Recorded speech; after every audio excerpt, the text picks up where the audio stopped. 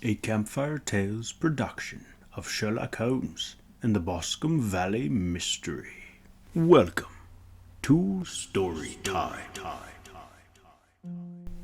We were seated at breakfast one morning, my wife and I, when the maid brought in a telegram. It was from Sherlock Holmes and ran in this way. Have you a couple of days to spare? Have just been wired from the west of England in connection with the Boscombe Valley tragedy. Shall be glad if you will come with me. Air and scenery perfect. Leave Paddington by the 11:15. What do you say, dear? Said my wife, looking across at me. Will you go? I really don't know what to say. I have a fairly long list at present. Oh, Anne Struther would do your work for you. You have been looking a little pale lately. I think the change would do you good, and you are always so interested in Mr. Sherlock Holmes's cases. I should be ungrateful if I were not, seeing what I gained through one of them, I answered. But if I am to go, I must pack at once, for I have only half an hour.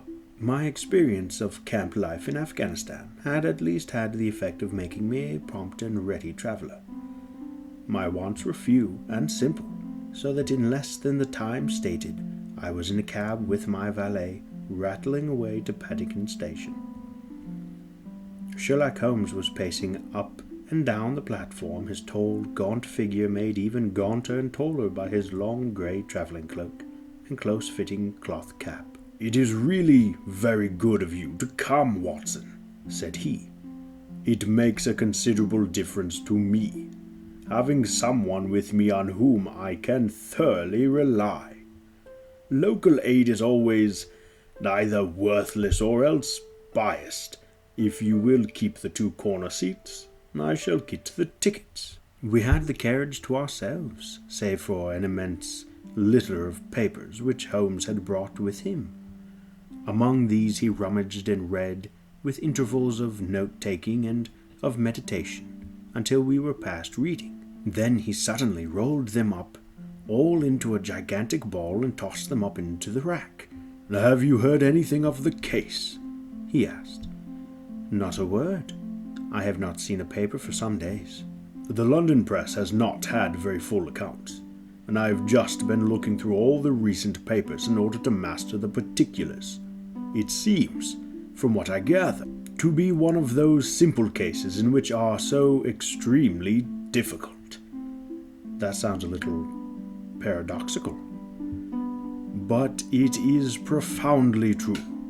Singularity is almost invariably a clue. The more featureless and commonplace a crime is, the more difficult it is to bring it home. In this case, however, they have established a very serious case against the son of the murdered man. Is it a murder, then? Well, it is conjectured to be so, and I shall take nothing for granted until I have had the opportunity of looking personally into it. I will explain the state of things to you as far as I have been able to understand it, in a very few words. Boscombe Valley is a country district not very far from Ross, in Herefordshire. The largest landing proprietor in that part is Mr. John Turner, who made his money in Australia and returned some years ago to the old country. One of the farms which he had, that of Hetherley, was let to Mr. Charles McCarthy, who was also an ex-Australian. The men had known each other in the colonies, so that it was not unnatural that when they came to settle down, they should do so as near to each other as possible. Turner was apparently the richer man. Sir McCarthy became his tenant, but still remained, it seemed, upon terms of perfect equality, as they were frequently together. McCarthy had one son, a lad of 18, and Turner had only one daughter of the same age. But neither of them had wives living. They appear to have avoided the society of the neighbouring English families, and to have led retired lives. Though both the McCarthys were fond of sport and were frequently seen at the race meeting of the neighbourhood, McCarthy kept 2 servants, a man and a girl. Turner had a considerable household, some half-dozen at the least. That is as much as I have been able to gather about the families. Now, for the facts. On June 3rd, that is, on Monday last, McCarthy left his house at Heatherley about 3 in the afternoon and walked down to the Boscombe pool, which is a small lake formed by the spreading out of the stream which runs down the Boscombe valley.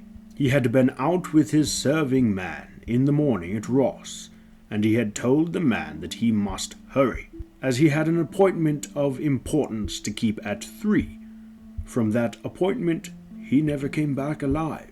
From Heatherley farmhouse to the Boscombe pool is a 1/4 of a mile, and 2 people saw him as he passed over this ground. One was an old woman, whose name is not mentioned, and the other was William Crowder, a gamekeeper in the employ of Mr. Turner. Both these witnesses deposed that Mr. McCarthy was walking alone. The gamekeeper adds that within a few minutes of seeing Mr. McCarthy pass, he had seen his son, Mr. James McCarthy, going the same way with a gun under his arm. To the best of his belief, the father was actually in sight at the time, and the son was following him. He thought no more of the matter until he heard in the evening of the tragedy that had occurred. The 2 McCarthys were seen after the time when William Crowder, the gamekeeper, lost sight of them. The Boscombe pool is thickly wooded round, with just a fringe of grass and reeds round the edge. A girl of 14, Patience Moran, who is the daughter of the lodge-keeper of the Boscombe Valley estate, was in one of the woods picking flowers.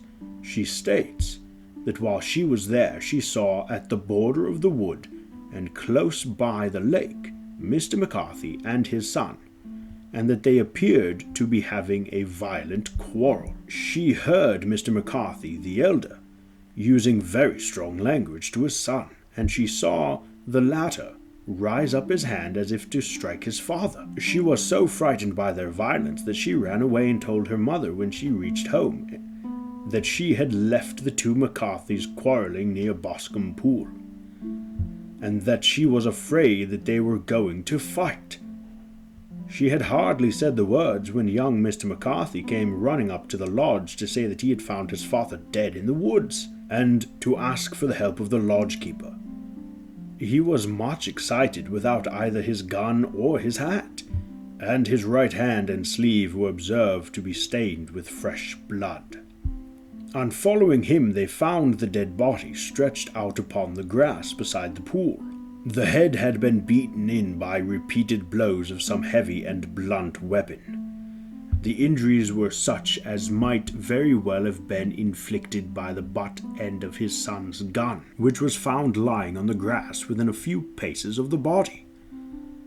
Under these circumstances the young man was instantly arrested, and a verdict of wilful murder having been returned at the inquest on Tuesday, he was on Wednesday brought before the magistrates at Ross, who have referred the case to the next as is.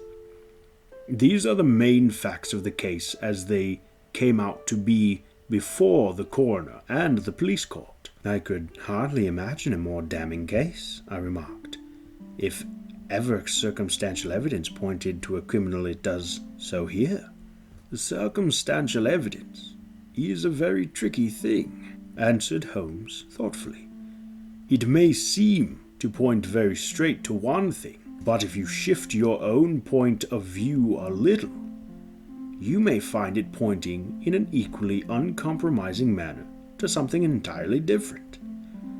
It must be confessed, however, that the case looks exceedingly grave against the young man, and it is very possible that he is indeed the culprit. There are several people in the neighborhood, however, and among them Miss Turner, the daughter of the neighboring landowner, who believe in his innocence, and who have retained Lestrade, whom you may recollect in connection with the study in Scarlet, to work out the case in his interest.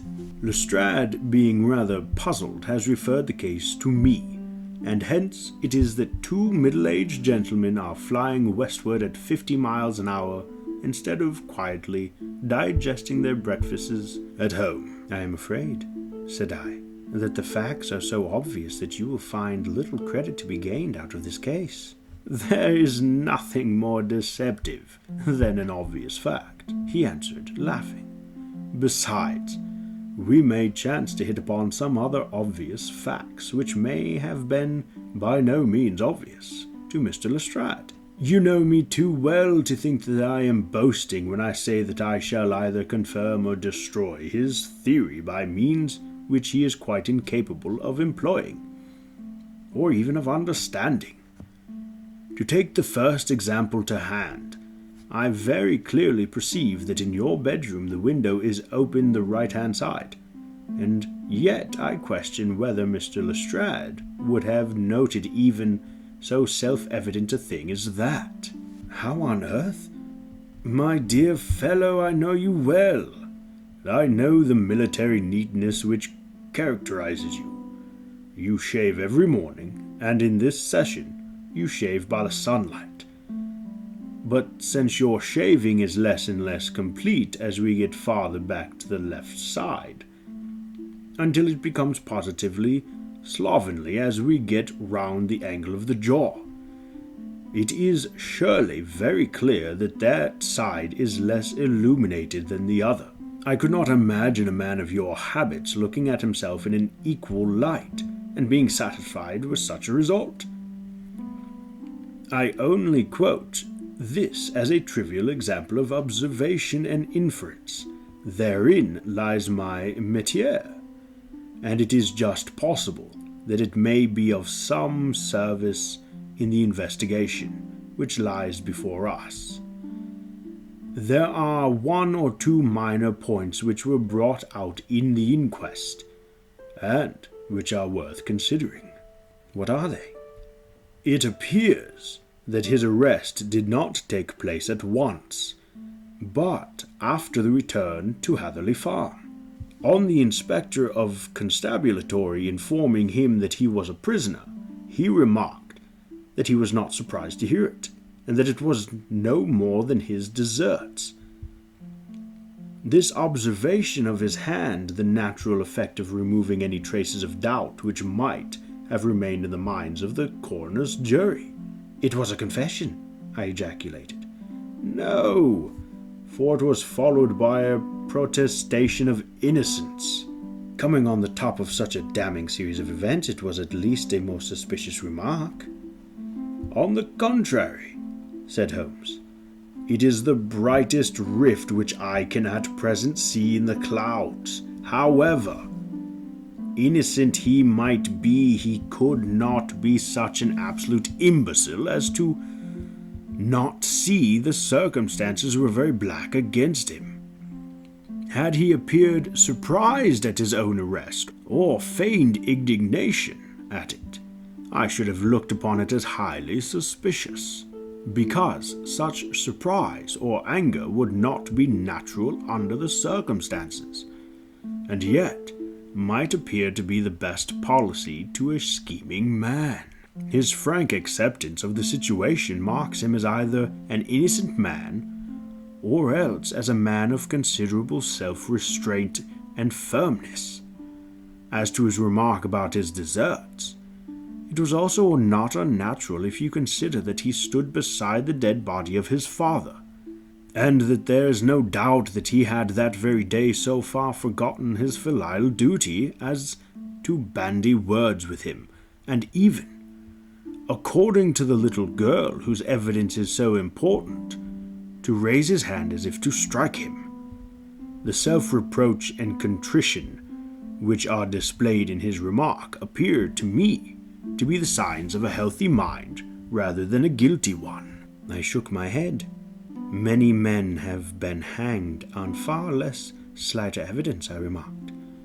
So they have, and many men have been wrongfully hanged. What is the young man's own account of the matter? It is, I'm afraid, not very encouraging to his supporters, though there are 1 or 2 points in which are suggestive. You will find it here, and may read it for yourself. He picked out from his bundle a copy of the local Hertfordshire paper, and having turned down the sheet he pointed out the paragraph in which the unfortunate young man had been given his own statement of what had occurred. I settled myself down in the corner of the carriage and read it very carefully. It ran in this way. Mr. James McCarthy, the only son of the deceased, was then called and gave evidence as follows. I had been away from home for 3 days at Bristol, and had only just returned upon the morning of last Monday, the 3rd. My father was absent from the home at the time of my arrival, and I was informed by the maid that he had driven over to Ross with John Cobb, the groom. Shortly after my return, I heard the wheels of his trap in the yard, and, looking out my window, I saw him get out and walk rapidly out of the yard. Though I was not aware in which direction he was going, I then took my gun and strolled out in the direction of Boscombe Pool, with the intention of visiting the rabbit warren, which is upon the other side. On my way I saw William Crowder, the gamekeeper, as he had stated in his evidence. But he is mistaken in the thinking that I was following my father. I had no idea that he was in front of me. When about 100 yards from the pool, I heard a cry of "Cooey!"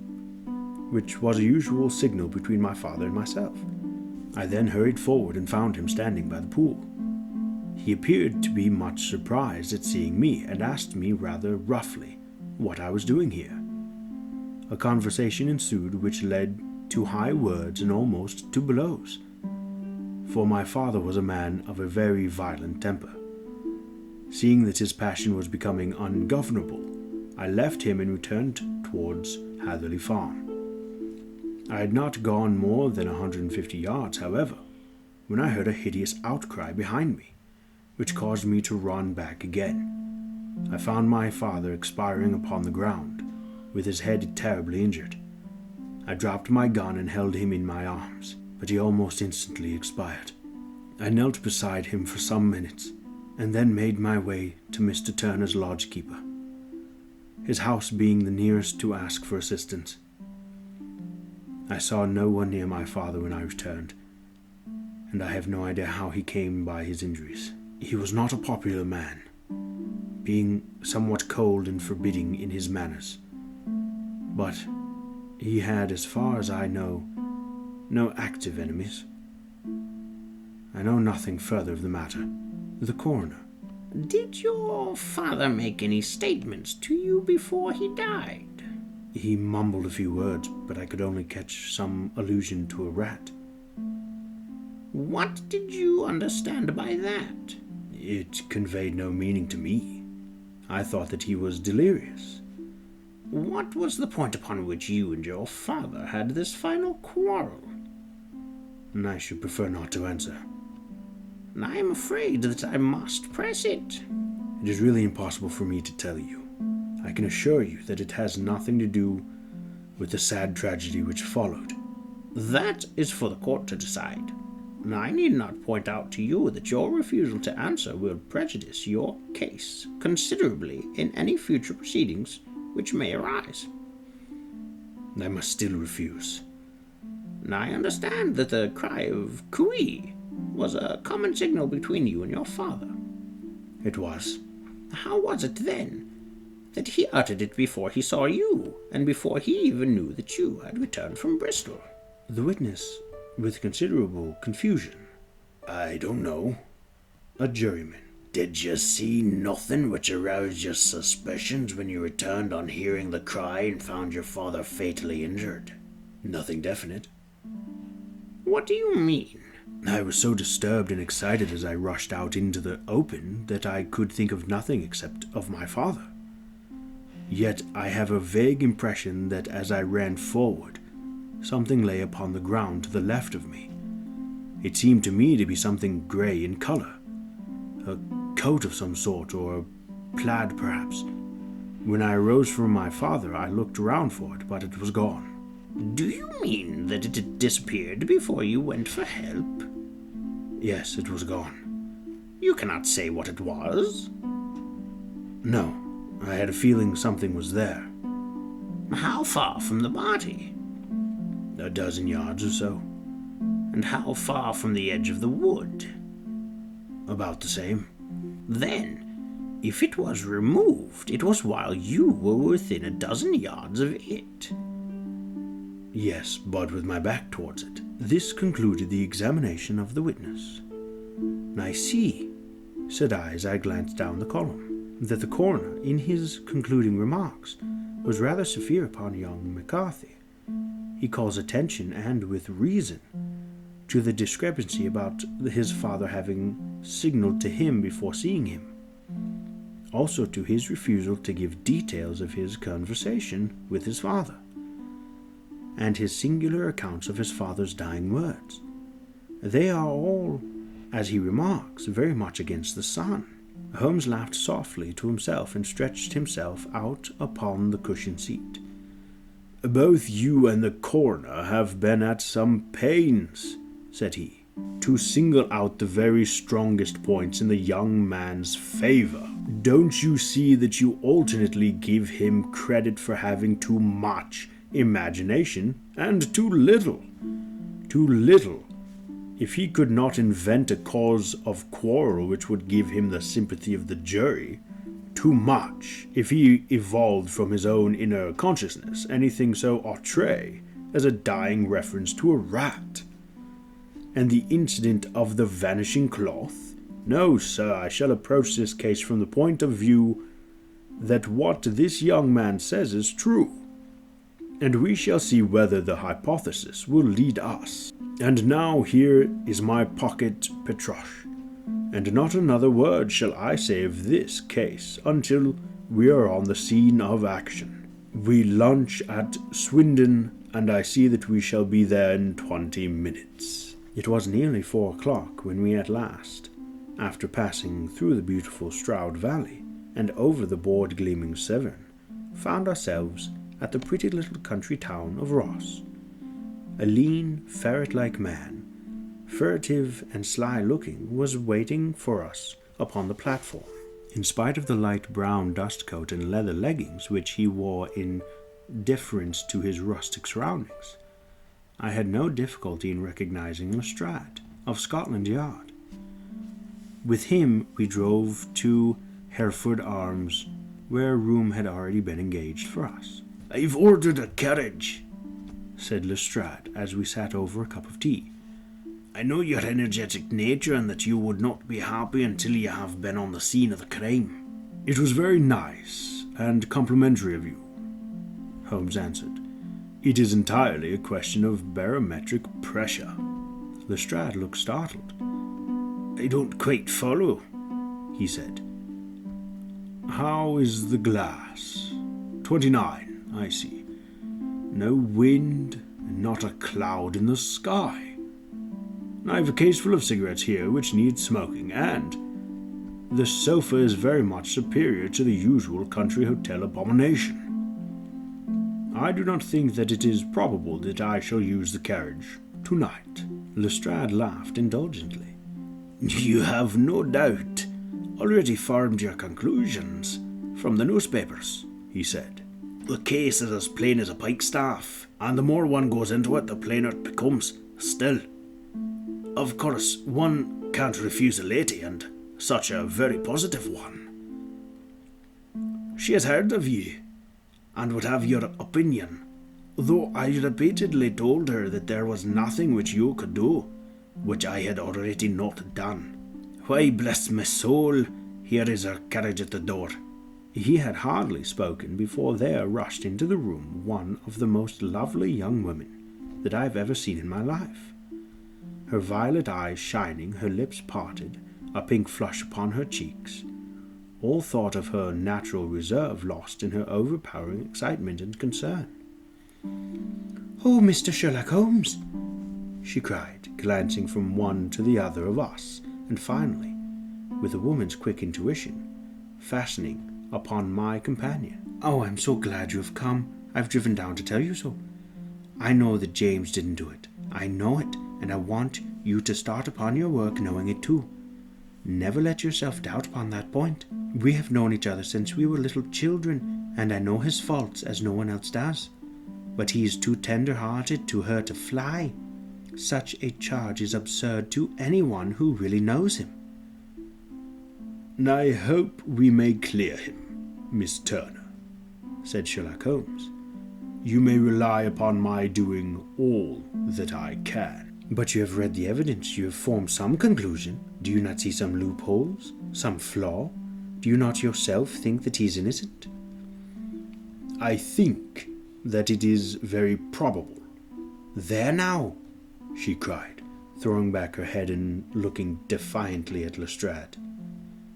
You hear? He gives me hopes. Lestrade shrugged his shoulders. I'm afraid that my colleague has been a little quick in informing his conclusions, he said. But he is right. Oh, I know that he is right. James never did it. And about his quarrel with his father, I am sure the reason why he would not speak of it to the coroner was because I was concerned in it. In what way?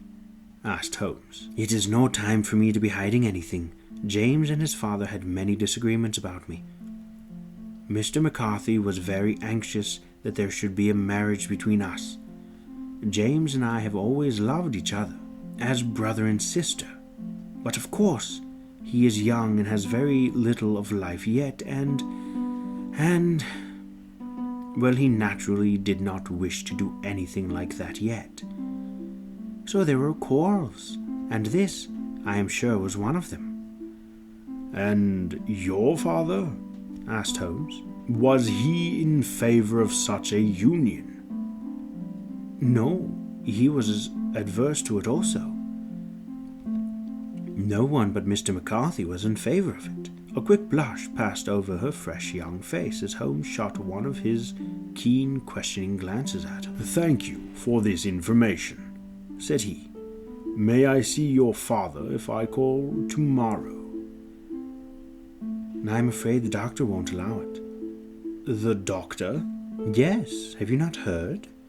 Poor father has never been strong for years back, but this has broken him down completely. He is taken to his bed, and Dr. Willows says that he is a wreck and that his nervous system is shattered.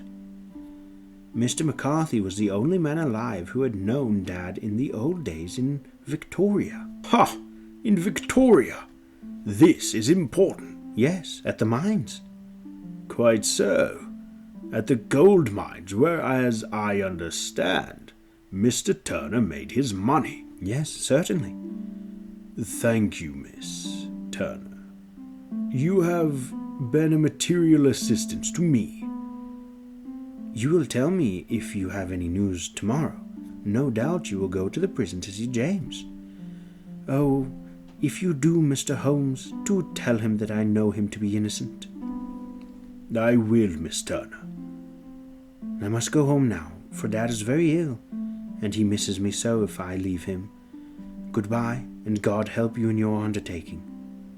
She hurried from the room as impulsively as she had entered, and we heard the wheels of her carriage rattle off down the street. I'm ashamed of you, Holmes, said Lestrade with dignity after a few minutes' silence. Why should you raise up hopes which you are bound to disappoint? I'm not over-tender of heart, but I call it cruel. I think that I see my way to clearing Mr. James McCarthy, said Holmes. Have you an order to see him in prison? Aye, but only for you and me. Then I shall reconsider my resolution about going out. We have still time to take a train to Hereford and see him tonight. Ample? Then let us do so. Watson, I fear that you will find it very slow, but I shall only be away a couple of hours. I walked down to the station with him and then wandered through the streets of the little town, finally returning to the hotel, where I lay upon the sofa and tried to interest myself in a yellow-backed novel. The puny plot of the story was so thin, however, when compared to the deep mystery through which we were groping, and I found my attention wander so continually from the action to the fact that I at last flung it across the room and gave myself up entirely to a consideration of the events of the day. Supposing that this unhappy young man's story was absolutely true, then what hellish thing, what an absolutely unforeseen and extraordinary calamity could have occurred between the time when he parted from his father and the moment when, drawn back to his screams, he rushed into the glade? It was something terrible and deadly. What could it be? Might not the nature of the injuries reveal something to my medical instincts? I rang the bell and called for the weekly county paper, which contained a verbatim account of the inquest. In the Surgeon General's deposition, it was stated that the posterior third of the left parietal bone and the left half of the occipital bone had been shattered by a heavy blow from a blunt weapon. I marked the spot upon my own head. Clearly, such a blow must have been struck from behind. That was some extent in favor of the accused, as when quarreling he was face to face with his father. Still, it did not go for very much, for the older man might have turned his back before the blow fell. Still, it might be worth while to call Holmes's attention to it. Then there was the peculiar dying reference to a rat. What could that mean? It could not be delirium. A man dying from a sudden blow does not commonly become delirious, no. It was more likely to be an attempt to explain how he met his fate. But what could it indicate? I cudgelled my brains to find some possible explanation. And then the incident of the grey cloak seen by young McCarthy. If that were true, the murderer must have dropped some part of his dress, presumably his overcoat, in his flight, and must have had the hardihood to return and to carry it away at the instant when the sun was kneeling with his back turned, not a dozen paces off. What a tissue of mysteries and improbabilities the whole thing was! I did not wonder at Lestrade's opinion, and yet I had so much faith in Sherlock Holmes' insight that I could not lose hope as long as every fresh fact seemed to strengthen his conviction of young McCarthy's innocence. It was late before Sherlock Holmes returned. He came back alone, for Lestrade was staying in lodging in the town. "The glass still keeps very high," he remarked as he sat down. "It is of importance that it should not rain before we are able to go over the ground. On the other hand, a man should be at his very best and keenest for such nice work as that, and I did not wish to do it when fagged by a long journey. I have seen young McCarthy." "And what did you learn from him?" "Nothing." "Could he throw no light?" "None at all. I was inclined to think at one time that he knew who had done it and was screening him or her. But I am convinced now that he is as puzzled as everyone else. He is not a very quick-witted youth, though comely to look at and, I should think, sound at heart." "I cannot admire his taste," I remarked, "if it is indeed a fact that he was averse to a marriage with so charming a young lady as this Miss Turner." "Ah, thereby hangs a rather painful tale. This fellow is madly, insanely in love with her.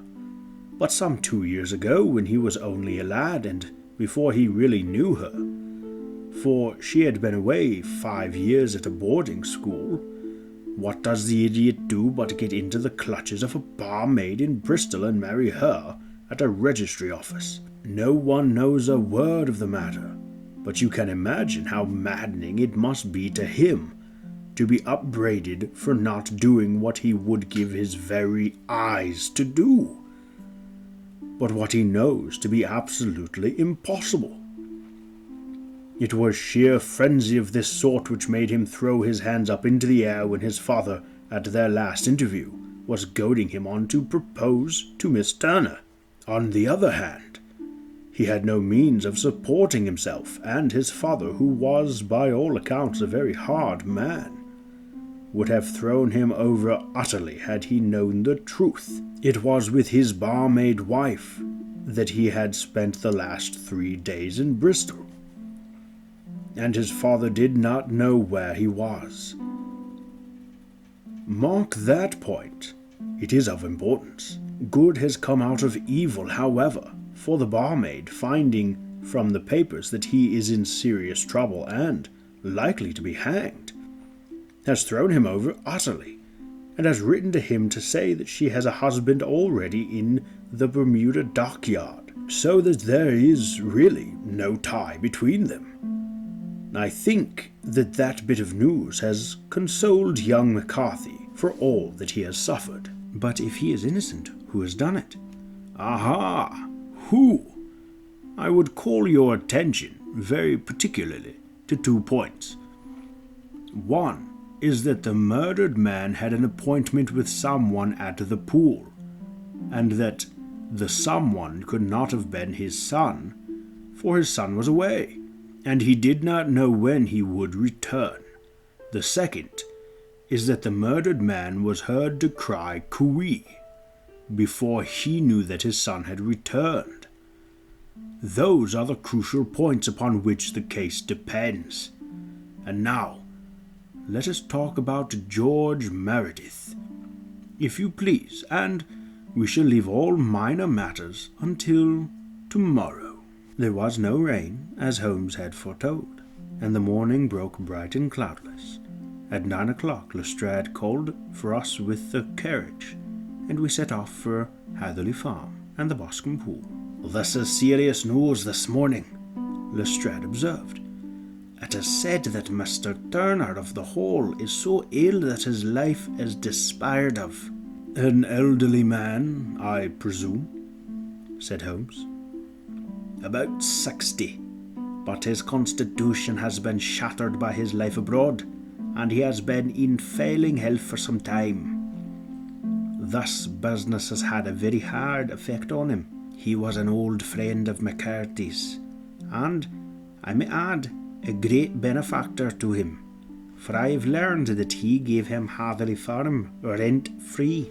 "Indeed, that is interesting," said Holmes. "Oh yes, in 100 other ways he has helped him. Everybody about here speaks of his kindness to him." "Really?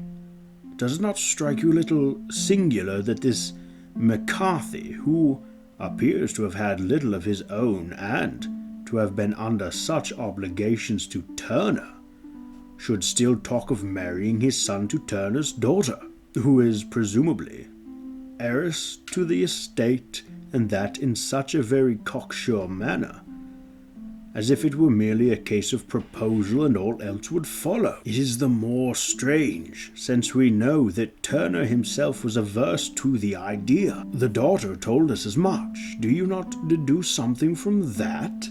"We have got the deductions and the inferences," said Lestrade, winking at me. "I find it hard enough to tackle facts, Holmes, without flying away after theories and fancies." "You are right," said Holmes demurely. "You do find it very hard to tackle the facts." "Anyhow, I have grasped one fact which you seem to find it difficult to get hold of," replied Lestrade with some warmth. "And that is?" "That McCarthy Sr. met his death from McCarthy Jr., and that all theories to the contrary are the merest moonshine." "Well, moonshine is a brighter thing than fog," said Holmes, laughing. "But I am very much mistaken if this is not Hatherley Farm upon the left." "Aye, that it is." It was a widespread, comfortable-looking building, 2 stories, slate-roofed, with great yellow blotches of lichen upon the grey walls. The dawn blinds and the smokeless chimney, however, gave it a stricken look, as though the weight of this horror still lay heavy upon it. We called at the door when the maid, at Holmes's request, showed us the boots which her master wore at the time of his death, and also a pair of the son's, though not the pair which he had had then. Having measured these very carefully upon 7 or 8 different points, Holmes desired to be led to the courtyard, from which we all followed the winding track which led to Boscombe Pool. Sherlock Holmes was transformed when he was hot upon such a scent as this. Men who had only known the quiet thinker and logician of Baker Street would have failed to recognize him. His face flushed and darkened, his brows were drawn into 2 hard black lines, while his eyes shone out from beneath them with a steely glitter. His face was bent downward, his shoulders bowed, his lips compressed, and the veins stood out like whipcord on his long sinewy neck. His nostrils seemed to dilate with a purely animal lust for the chase, and his mind was so absolutely concentrated upon the matter before him that a question or remark fell unheeded upon his ears, or, at the point, only provoked a quick, impatient snarl in reply. Swiftly and silently he made his way along the track which ran through the meadows, and so by way of the woods to the Boscombe Pool. It was damp, marshy ground, as is all that district, and there were marks of many feet, both upon the path and amid the short grass which bounded it on either side. Sometimes Holmes would hurry on, sometimes stop dead, and once he made quite a little detour into the meadow. Lestrade and I walked behind him, the detective indifferent and contemptuous, while I watched my friend with interest which sprang from the conviction that every one of his actions was directed towards a definite end. The Boscombe Pool, which is a little reed-girt sheet of water some 50 yards across, is situated at the boundary between the Hatherley Farm and the private park of the wealthy Mr. Turner. Above the woods which lined it upon the farther side, we could see the red, jutting pinnacles which marked the site of the rich landowner's dwelling. On the Hatherley side of the pool, the woods grew very thick, and there was a narrow belt of sodden grass 20 paces across between the edge of the trees and the reeds which lined the lake. Lestrade showed us the exact spot at which the body had been found, and indeed so moist was the ground that I could plainly see the traces which had been left by the fall of the stricken man. To Holmes, as I could see by his eager face and peering eyes, very many other things were to be read upon the trampled grass. He ran around like a dog who is picking up a scent, and then turned upon my companion. "What did you go into the pool for?" he asked. "I fished about with a rake. I thought there might be some weapon or other trace, but how on..." "Oh, I have no time. The left foot of yours with its inward twist is all over the place. A mole could trace it, and there it vanishes among the reeds. Oh, how simple it would all have been had I been here before they came like a herd of buffalo and wallowed all over it. Here's where the party with the lodge-keeper came, and they have covered all tracks for 6 or 8 feet around the body. But here are 3 separate tracks of the same feet." He drew out a lens and lay upon his waterproof to have a better view, talking all the time rather to himself than to us. "These are young McCarthy's feet. Twice he was walking, and once he ran, swiftly, so that the soles were deep marked, and the heels hardly visible. That bears out his story. He ran when he saw his father on the ground. Then there are the father's feet as he paced up and down. What is this, then? It is the butt end of the gun as the son stood listening. And this, ha ha, what have we here? Tiptoes, tiptoes! Square, too. Quite unusual boots. They come, they go, they come again. Of course, that was for the cloak. Now, where did they come from?" He ran up and down, sometimes losing, sometimes finding the track until we were well within the edge of the wood, and under the shadow of a great beech, the largest tree in the neighborhood. Holmes traced his way to the farther side of this and lay down once more upon his face, with a little cry of satisfaction. For a long time he remained there, turning over the leaves and dried sticks, gathering up what seemed to me to be dust into an envelope and examining with his lens not only the ground, but even the bark of the tree as far as he could reach. A jagged stone was lying among the moss, and this also he carefully examined and retained. Then he followed a pathway through the wood until he came to the high road, where all traces were lost. "It has been a case of considerable interest," he remarked, returning to his natural manner. "I fancy that this grey house on the right must be the lodge. I think that I will go in and have a word with Moran, and perhaps write a little note. Having done that, we may drive back to our luncheon. You may walk to the cab, and I shall be with you presently." It was about 10 minutes before we regained our cab and drove back into Ross, Holmes still carrying with him the stone which he had picked up in the wood. "This may interest you, Lestrade," he remarked, holding it out. "The murder was done with it. I see no marks." "There are none." "Well, how do you know then?" "The grass was growing under it. It had only lain there a few days. There was no sign of a place whence it had been taken.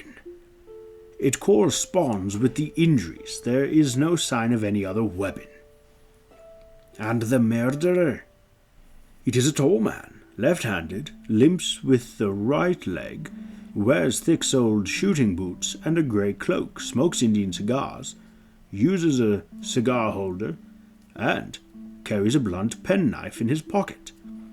There are several other indications, but these may be enough to aid us in our search." Lestrade laughed. "I'm afraid that I'm still a skeptic," he said. "Theories are all very well, but we have to deal with a hard-headed British jury." "Nous verrons," answered Holmes calmly. "You work your own method, and I shall work mine. I shall be busy this afternoon, and I shall probably return to London by the evening train." "And leave your case unfinished?" "No, finished." "But the mystery?" "It is solved." "Who is the criminal then?" "The gentleman I described." "But who is he?" "Surely it would not be difficult to find out. This is not such a populous neighbourhood." Lestrade shrugged his shoulders. "I am a practical man," he said, "and I really cannot undertake to go about the country looking for a left-handed gentleman with a game leg. I should become the laughing stock of Scotland Yard." "All right," said Holmes quietly. "And I have given you the chance. Here are your lodgings. Goodbye. I shall drop you a line before I leave." Having left Lestrade at his rooms, we drove to our hotel, where we found lunch upon the table. Holmes was silent and buried in thought, with a pained expression upon his face, as one who finds himself in a perplexing position. "Look here, Watson," he said when the cloth was cleared. "Just sit down in this chair and let me preach to you for a little. I don't know quite what to do, and I should value your advice. Light a cigar and let me expound." "Pray do so." "Well now, in considering this case, there are 2 points about young McCarthy's narratives which struck us both instantly, although they impressed me in his favour and you against him. One was the fact that his father should, according to his account, cry "Cui" before seeing him. The other was his singular dying reference to a rat. He mumbled several words, you understand, but that was all that caught the son's ear. Now, from this double point our research must commence, and we will begin it by presuming that what the lad says is absolutely true." "What of this Cui, then?"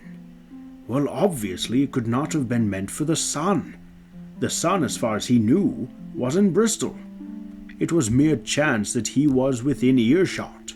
The Kui was meant to attract the attention of whoever it was that he had the appointment with. But Kui is a distinctly Australian cry, and one which is used between Australians. There is a strong presumption that the person whom McCarthy expected to meet him at the Boscombe pool was someone who had been in Australia.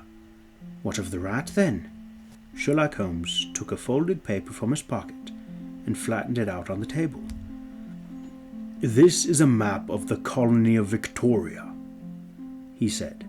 I wired to Bristol for it last night. He put his hand over part of the map. What do you read? A rat, I said. And now? He raised his hand. Ballarat. Quite so. That was the word the man uttered, and of which his son only caught the last 2 syllables. He was trying to utter the name of his murderer. So, of Ballarat. It is wonderful, I exclaimed. It is obvious. And now, you see, I had narrowed the field down considerably. The possession of a grey garment was a third point which, granting the son's statement to be correct, was a certainty. We have come now out of mere vagueness to the definite conception of an Australian from Ballarat with a grey cloak. Certainly. And one who was at home in the district, for the pool can only be approached by the farm or by the estate, where strangers could hardly wander. Quite so. Then comes our expedition of today. By an examination of the ground I gained the trifling details which I gave to that imbecile Lestrade as to the personality of the criminal. But how did you gain them? You know my method. It is founded upon the observation of trifles. His height I know that you might roughly judge from the length of his stride. His boots too might be told from their traces. Yes, they were peculiar boots. But his lameness? The impression of his right foot was always less distinct than his left. He put less weight upon it. Why? Because he limped. He was lame. But his left-handedness? You were yourself struck by the nature of the injury as recorded by the surgeon at the inquest. The blow was struck from immediately behind and yet was upon the left side. Now, how can that be unless it were by a left-handed man? He had stood behind that tree during the interview between the father and son. He'd even smoked there. I found the ash of a cigar, which my special knowledge of tobacco ashes enables me to pronounce as an Indian cigar.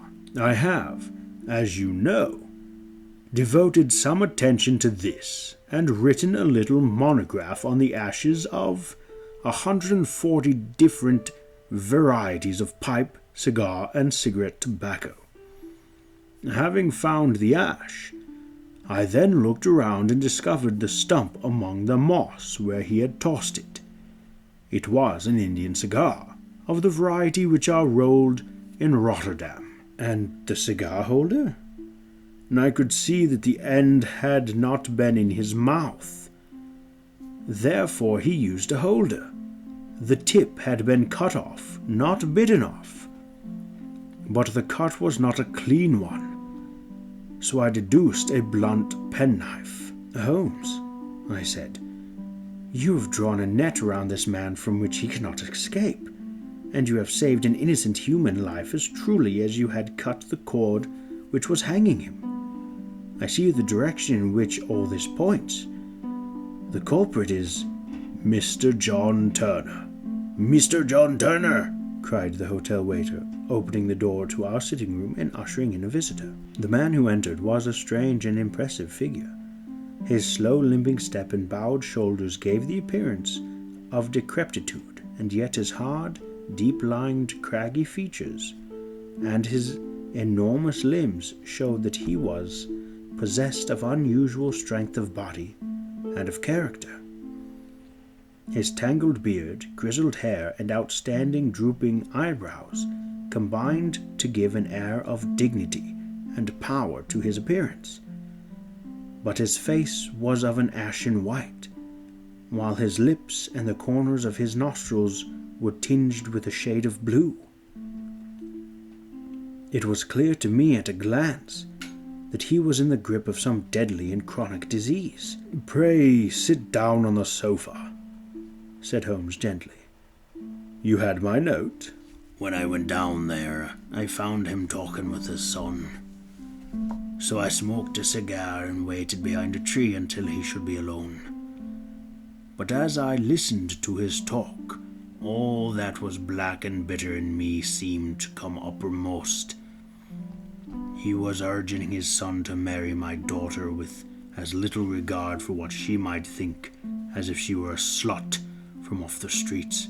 It drove me mad to think that all that I held most dear should be in the power of such a man as this. Could I not snap the bond? And I was already a dying and a desperate man. Though clear of mind and fairly strong of limb, I knew that my own fate was sealed, but my memory and my girl, both could be saved if I could but silence that foul tongue. I did it, Mr. Holmes, and I would do it again. Deeply as I have sinned, I have led a life of martyrdom to atone for it. But that my girl should be entangled in the same ashes which held me was more than I could suffer. And I struck him down with no more compunction than if he had been some foul and venomous beast. His cry brought back his son, but I had gained the cover of the wood, though I was forced to go back to fetch the cloak which I had dropped in my flight. That is the true story, gentlemen, of all that occurred. "Well, it is not for me to judge you," said Holmes as the old man signed the statement which had been drawn out. "I pray that we may never be exposed to such a temptation." "I pray not, sir. And what do you intend to do?" "In view of your health, nothing. You are yourself aware that you will soon have to answer for your deeds at a higher court than the Aziz, and I will keep your confession. And if McCarthy is condemned, I shall be forced to use it. If not, it shall never be seen by mortal eye, and your secret, whether you be alive or dead, shall be safe with us." "Farewell, then," said the old man solemnly. "Your own deathbeds, when they come, will be the easier for the thought of the peace which you gave to mine." Tottering and shaking in all his giant frame, he stumbled slowly from the room. "God help us," said Holmes after a long silence. "Why does fate play such tricks with poor, helpless worms? I never hear of such a case as this. I do not think of Baxter's words and say, 'There, but for the grace of God, goes Sherlock Holmes.'" James McCarthy was acquitted at the Aziz, and the strength of a number of objections had been drawn out by Holmes and submitted to the defending counsel. Old Turner lived for 7 months after our interview, but he is now dead, and there is every prospect that the son and daughter may come to live happily together in ignorance of the black cloud which rests upon their past. If you enjoyed the story, please like, comment, and subscribe, and follow me on Twitter for news and updates so you never miss a story. Until next time, my friends, fare thee well.